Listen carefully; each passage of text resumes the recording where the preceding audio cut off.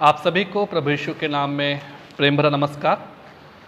एक बार फिर से परमेश्वर पिता को हम हृदय से धन्यवाद देते हैं आज के इस दिन के लिए कि परमेश्वर ने ये फिर से हमें से प्रत्येक को एक सुंदर अवसर दिया कि हम आज इस पवित्र विश्रामवार के दिन में परमेश्वर की आराधना करने पा रहे हैं। आप सभी शिक्षकों को शिक्षक दिवस की हार्दिक शुभकामनाएं प्रेषित करता हूं। आज की शिक्षा के लिए जो पाठ लिया गया है वो पाया जाता है दूसरा राजा की पुस्तक उसका 6वां अध्याय उसके 24वें पद से 7वें अध्याय के अंतिम पद तक। और मैं आशा करता हूं कि आप सभी ने इस पाठ को पढ़ लिया होगा। आइए हम वचन में जाने से पहले प्रार्थना करें। अति सामर्थी महान दयालु अनुग्रहकारी प्रभु जी, हम एक बार फिर से बड़े धन्यवाद के साथ दीनता नम्रता आदर भक्ति पूर्वक एक परिवार एक कलीसिया होकर आपके सम्मुख अपने सरों को झुकाते हैं। प्रभु, आप जो महान सामर्थी दयालु अनुग्रहकारी विलंब से क्रोध करने वाले अति करुणामय परमेश्वर हैं, प्रभु जी हम आपका धन्यवाद देते हैं। धन्यवाद देते हैं प्रभु, आपके बड़े अनुग्रह आपके प्रेम से हम प्रभु आज के इस पवित्र दिन को देखने पाए हैं और विशेषकर इस सुंदर समय के लिए कि जब प्रभु हम आपकी आराधना कर रहे हैं, आपकी स्तुति कर रहे हैं। पवित्र आत्मा, हम आपका स्वागत करते हैं। विशेषकर इस समय जब हम आपके वचन पर मनन करते हैं, प्रभु आप हमें से प्रत्येक की अगुवाई करें, सहायता करें कि हम अपना मन अपना ध्यान आपके वचन की ओर दे सकें। प्रभु जी, मैं स्वयं के लिए आपकी सहायता आपकी सामर्थ आपकी अगुवाई को चाहता हूँ कि होने दे प्रभु कि मेरे मुख से निकलने वाली हर एक वाणी आपकी ओर से ठहरे। शेष आराधना को प्रभु आपके सामर्थी हाथ में सौंपते हुए आपकी सहायता अगुवाई को चाहते हुए धन्यवाद और विश्वास के साथ प्रार्थना उद्धार करता मुक्तिदाता प्रभु यीशु मसीह के नाम से मांगते हैं, आमीन। आज की आराधना में मैं आप सभी का स्वागत करता हूं और जैसा कि आज का जो पाठ इसमें जो घटना वर्णित है उसको सारांश में मैं आप लोगों के सम्मुख रखना चाहूँगा। यहाँ पर जो घटना घटी उस समय आरामी सेना जो थी वो इस्राएल पर चढ़ाई करती है और शोमरोन नगर जो है वो पूरी रीति से आरामियों के द्वारा घिर जाता है। और उस समय जो इस्राएल का राजा था वो यहोराम जो आहाब का पुत्र था और न सिर्फ घेराबंदी लेकिन इसके साथ ही साथ उस देश में एक अकाल भी पड़ता है। और इस कारण से जो शोमरोन था वहाँ एक विषम परिस्थिति स्थापित हो गई थी, क्योंकि लोग घेराबंदी होने के कारण अपने नगरों से बाहर नहीं निकल पा रहे थे और अकाल के कारण से वहाँ का अन्न वहाँ की फसल सब कुछ बर्बाद हो गई थी और इस कारण से वहाँ पर एक भूखमरी की स्थिति निर्मित हो गई थी।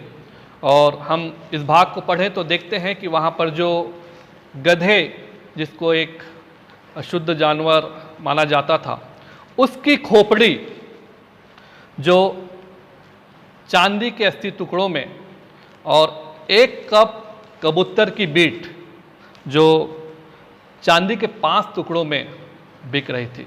अर्थात एक बहुत ही चिंताजनक और एक बहुत ही ऐसी स्थिति भयावह स्थिति जिसके कारण वहाँ पर ये महंगाई फैली हुई थी।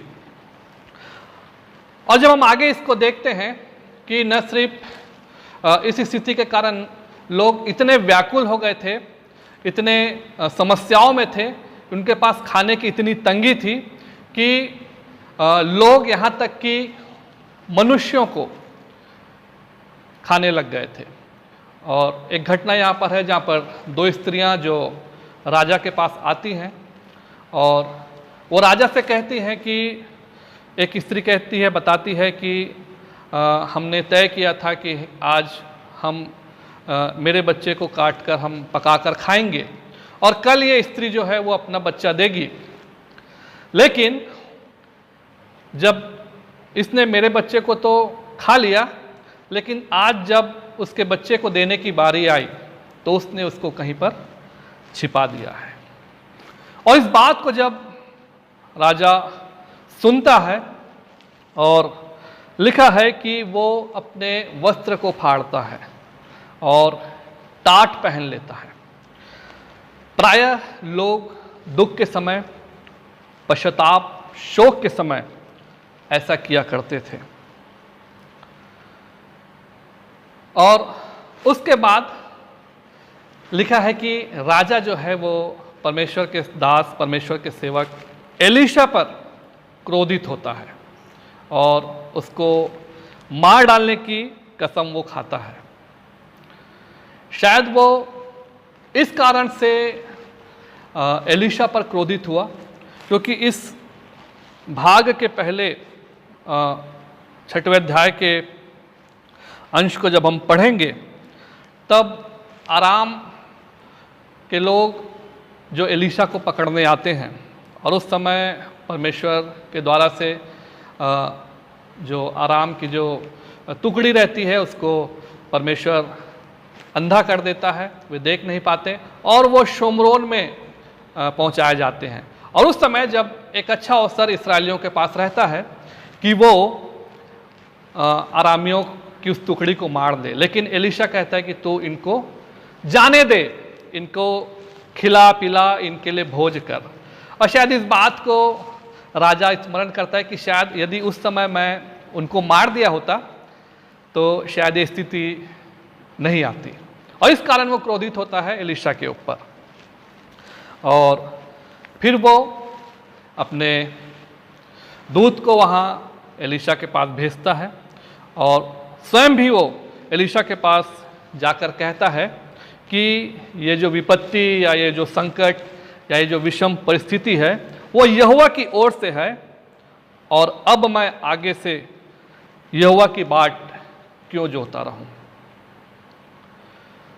मैं अब यहोवा की बाट क्यों जोता रहूं, अर्थात उसकी जो आशा थी वो भी यहोवा से हट गई थी। और एलीशा बताता है कि यह जो स्थिति है वो ऐसे ही नहीं रहेगी, लेकिन कल ये स्थिति बदलने वाली है और कल इसी समय शोमरोन में सा भर मैदा 1 शेकेल में और 2 सा जौ 1 शेकेल में मिलेगा। और इस बात को जब एलीशा राजा से कहता है तो राजा के साथ उसका एक सरदार हुआ करता था। जब इस बात को वो सुनता है तो उस पर वो विश्वास नहीं करता और वो कहता है कि यदि यहोवा आकाश के झरोकों को भी खोले तो भी ऐसी बात नहीं हो सकती। और एलीशा उससे कहता है कि तूने जो इस बात पर विश्वास नहीं किया है, इस कारण से तू अपने आंखों से तो देखेगा लेकिन उस अन्न में से तू कुछ भी खाने नहीं पाएगा। और उसके बाद वे चले गए होंगे और उसके बाद यहाँ पर 4 कोढ़ियों का वर्णन है। ये 4 कोढ़ी जो कि नगर के बाहर थे, क्योंकि हम सब जानते हैं कि व्यवस्था के अनुसार से कोढ़ियों को अशुद्ध समझा जाता था और उनको नगर में रहने की अनुमति नहीं थी और वे प्रायः नगर के बाहर एकांत में रहा करते थे। क्योंकि उनके सामने भी, कोढ़ियों के सामने भी ये समस्या थी, ये भूखमरी की समस्या थी, क्योंकि लोग जो थे वो नगर के बाहर आकर उन कोढ़ियों को खाने पीने की कुछ वस्तुएं दे जाते थे। चूंकि उस समय शुमरोन अरामियों से घिरा हुआ था और इस कारण से लोग भी बाहर नहीं आ पा रहे थे और इस कारण से ये भी एक विषम परिस्थिति में थे। और वे विचार करते हैं, वे कहते हैं कि हम जो हैं वो भूख से यूं ही मर रहे हैं। और तब वे तय करते हैं कि हम अब आरामियों की छावनी में जाएंगे, हम वहाँ जाएंगे और यदि वे हमको जीवित रखें तो हम जीवित रहेंगे, और नहीं तो हमारी मृत्यु तो ऐसे भी भूख के कारण हो ही रही है, और यदि वे मार भी डालें तो हम मर जाएंगे। और वे जब उस आरामियों की छावनी में पहुंचते हैं तो वहाँ पर वे देखते हैं प्रियो कि वहाँ पर कोई नहीं है, वहाँ एकदम सन्नाटा है। वहाँ पर आरामियों के घोड़े, उनके धन दौलत, उनके खाने पीने की चीज़ें, उनकी जो छावनी थी वो वैसी की वैसी वहाँ पर थी, क्योंकि यहोवा ने एक बड़ी सेना की आवाज़ की घबराहट से अरामियों को डरा दिया था। और अरामियों ने सोचा कि इस्राएलियों ने हित्तियों को और मिस्री राजाओं को वेतन पर बुलाया है कि वो हमसे युद्ध करें, और इसी डर के कारण से वे उस डर से अपना सब कुछ जैसा का तैसा छोड़कर वे अपने प्राण बचाकर वे वहाँ से भाग गए थे। और जब वे कोढ़ी वहाँ पर पहुँचते हैं, चूँकि वे भूखे थे, उनके लिए बहुत सारी खाने पीने की वस्तुएं थी। उन्होंने अच्छे से खाया पिया और बहुत सारे सोना चांदी उनको वे ले जाकर अपने साथ ले जाकर वे छिपा देते हैं। और जब वे इस कार्य को किए तब उन्होंने विचार किया कि जो वे कर रहे हैं ये ठीक नहीं है, ये गलत बात है, क्योंकि ये जो दिन है, ये जो समय है, ये आनंद का समय है वाकई में। क्योंकि नहीं मालूम वे कितने दिन से भूखे रहे होंगे और उनके लिए एक चमत्कार था कि उनके लिए पर्याप्त से भी बढ़कर बहुत मात्रा में उनके पास भोजन सामग्री थी, रुपए पैसे थे, धन दौलत थी, और ये आनंद का दिन उनके लिए था। और वे जानते थे कि शोमरोन में उनके जो लोग हैं, जो इस्राएली हैं, जो अपने बच्चों को खा रहे हैं, वे कैसी परिस्थिति में हैं, वे कैसे तनाव में हैं। और इसलिए वे विचार करते हैं कि ये जो आनंद का समय जो हमें मिला है, हम इस आनंद के सुसमाचार को उन लोगों को, दूसरों को, अपने भाइयों को बताएंगे, नहीं तो हम दंड के भागी होंगे।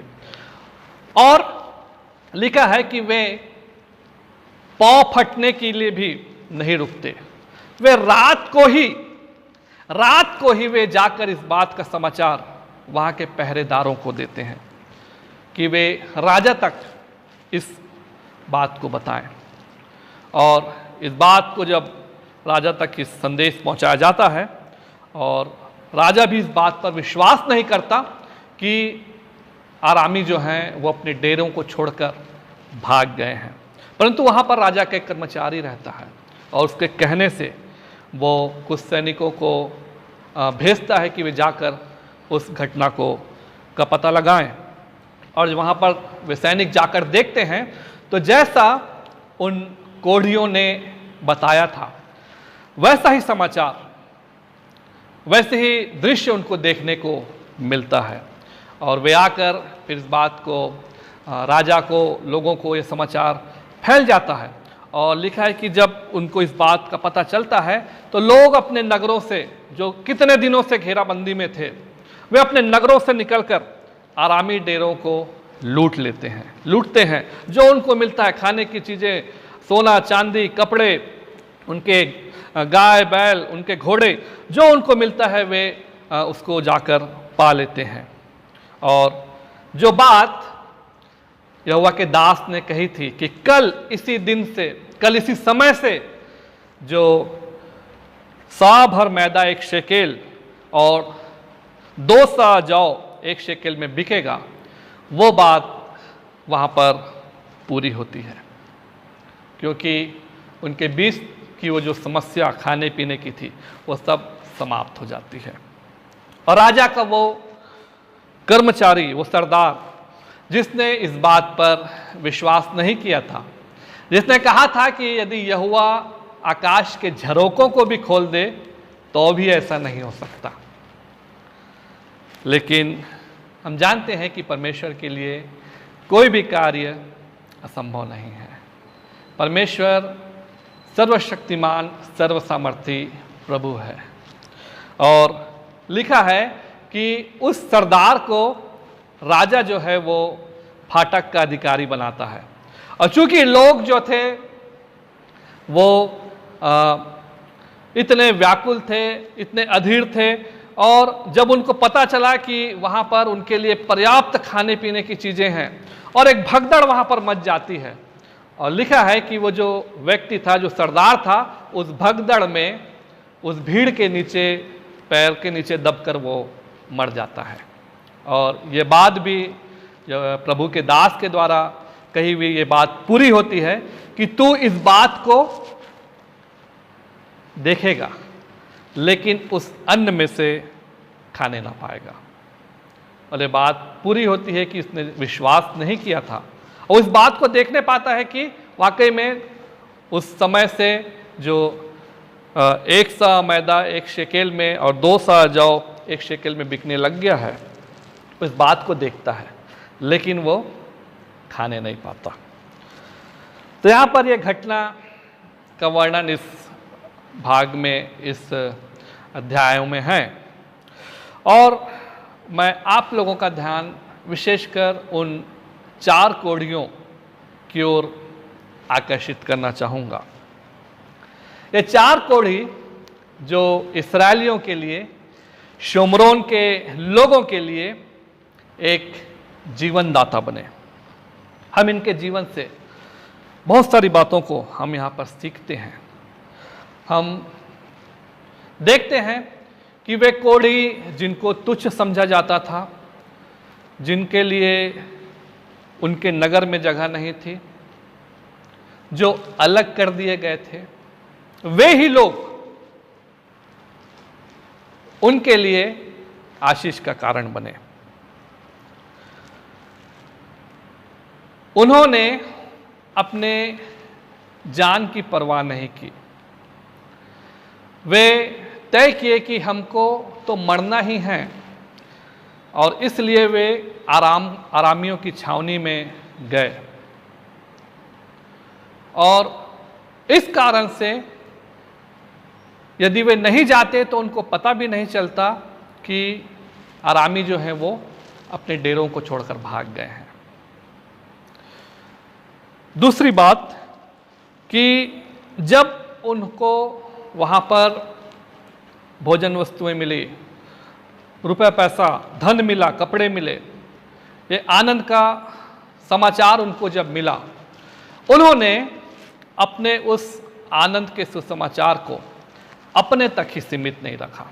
वे चाहते तो जब उनको ये सब वस्तुएं मिली तो शायद वे उनके पूरे जीवन के लिए उनके लिए पर्याप्त होती, या उनके और पीढ़ी के लिए भी पर्याप्त होती, लेकिन उन्होंने ये उचित समझा कि हमारे जो जाति भाई हैं, हमारे जो लोग हैं, वे भी ऐसी परिस्थिति में हैं, वे भी एक कठिन स्थिति में हैं, और इसलिए आज हमें चाहिए कि हम इस आनंद के सुसमाचार को उन तक पहुंचाएं। तीसरी बात हम देखते हैं कि उन्होंने उस आनंद के सुसमाचार को पहुंचाने में देर नहीं की। उन्होंने सुबह का इंतजार नहीं किया कि जब सुबह होगी तब हम जाकर इस बात को बताएंगे, लेकिन वे रात ही को, उसी समय वे नगर में गए और इस समाचार को दिया। यहाँ पर प्रियो, हम उनके जीवन से सीखते हैं कि उन्होंने सिर्फ अपनी ही चिंता नहीं की, लेकिन उनको उन लोगों की चिंता थी जो उनके समान वैसी स्थिति में थे। उन्होंने अपने दया को, अपने प्रेम की भावना को उन्होंने प्रकट किया। उन्होंने अपने उस दुर्व्यवहार जो उनके प्रति किया गया था, अपनी बेइज्जती, अपनी बदनामी को उन्होंने स्मरण नहीं किया। और इसीलिए प्रियो, वचन भी हमें सिखाता है, जो हम इन कोढ़ियों के जीवन से सीखते हैं कि हर कोई सिर्फ अपने ही नहीं लेकिन दूसरों के हित की भी चिंता करे। वचन हमें सिखाता है कि दो तो तुम्हें भी दिया जाएगा। हम इन कोढ़ियों के जीवन से इन बातों को देखते हैं कि उन्होंने दूसरों की चिंता की, उन्होंने अपने लिए नहीं रखा लेकिन दूसरों को उन्होंने दिया।